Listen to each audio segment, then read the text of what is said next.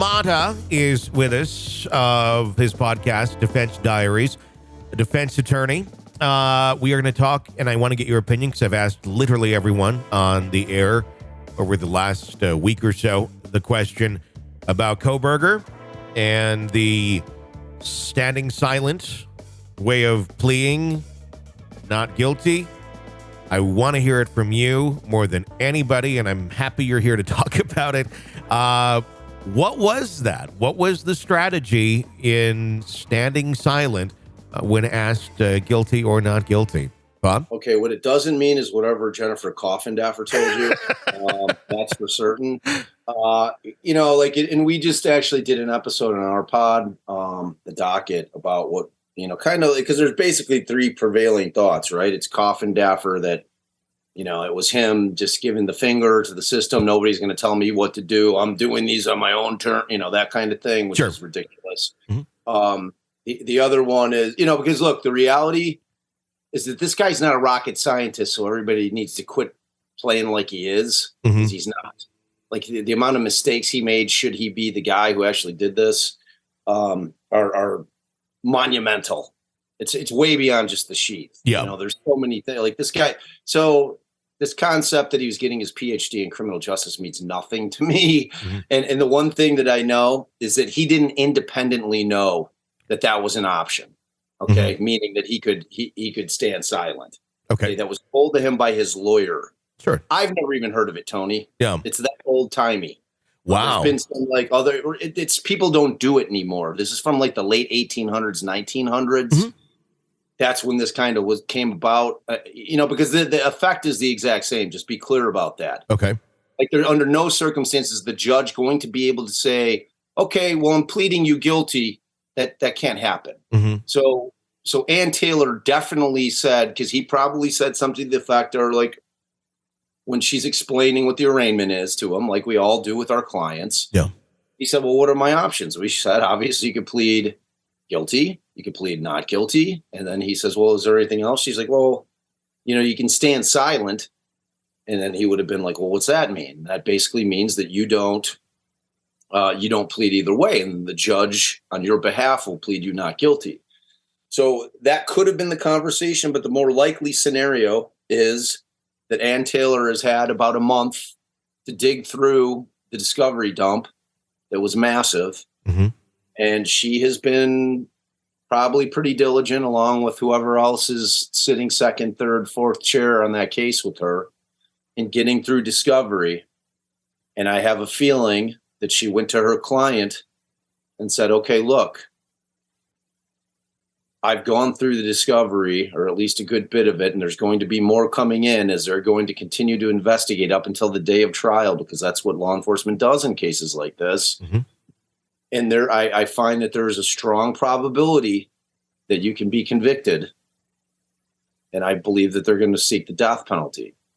So taking that in mind, I want you, talking to the defendant, contemplate the possibility of taking a plea if it means that it'll save your life. And one of the strategies that I thought might work, as opposed to you sitting in open court, because there's going to be a huge push for the death penalty. Without a doubt. Yeah. All four of the families are going to want this guy to get like firing squad. Uh-huh. But ultimately it's the state's call, sure. And if they go to them, because if they have a very strong case, which, the PCA like heavy leans guilty, I know there's a lot of people out there that are like trying to come up with, cops planning stuff and it's a conspiracy, but I'm not with that. Sure. The DNA may turn out to be weak. That is true. We just don't know enough about the DNA at this point. All we know is it's single source. I don't know if it's a full profile. Mm-hmm. I don't know if it's a partial profile. I don't know any of that. Sure. But what I do know is that they're going to continue to gather evidence, and that Ann Taylor would have gone to him with that conversation. She would have said something to the effect, because I would have said the same thing. Look, it's what I do when a case is looking bleak for my client. Yeah. I say, we have to consider, especially if it's a death penalty case, now, and now if Kohberger's just absolutely insisting that he's innocent, it's going to fall on deaf ears, but she's still going to have the conversation. She's going to say, look, you need to contemplate this. You need to contemplate pleading out if we can get them to take death off the table. And I think that a way that we might be able to assist in that is by not having you stand in open court with the families of all 4 victims sitting right behind you and you professing that you're not guilty. Mm-hmm. So like, that's a conversation like that. That's frankly what I think went down. Because strategically, like I'm saying, that guy doesn't know that independently. It had to come from his lawyer. Sure. Okay.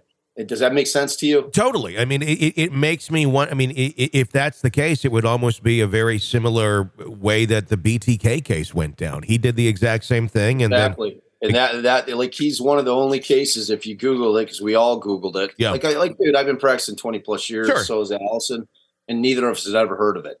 You know what I mean? And we've done death penalty cases. You know, so it's not a common thing. It's rare. Yeah. So. You know, but he did read the book, allegedly. Allegedly, yeah. You know what I mean?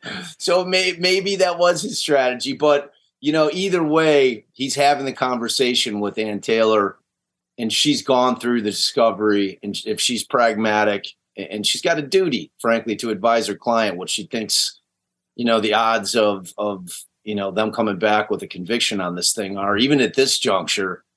And, you know, she may have suggested this because there's no downside for him, mm-hmm. You know, plus he gets the benefit of like the world catches fire, you know, like the whole world starts freaking out, mm-hmm. You know, which we know he loves. Yeah. You know, so for him, it's got 2 benefits, you know, potentially taking death off the table if he's even contemplating pleading. And, you know, he sets the world ablaze by, doing something unusual. Sure. That has no legal effect on the case at all. Yeah, but it's unusual.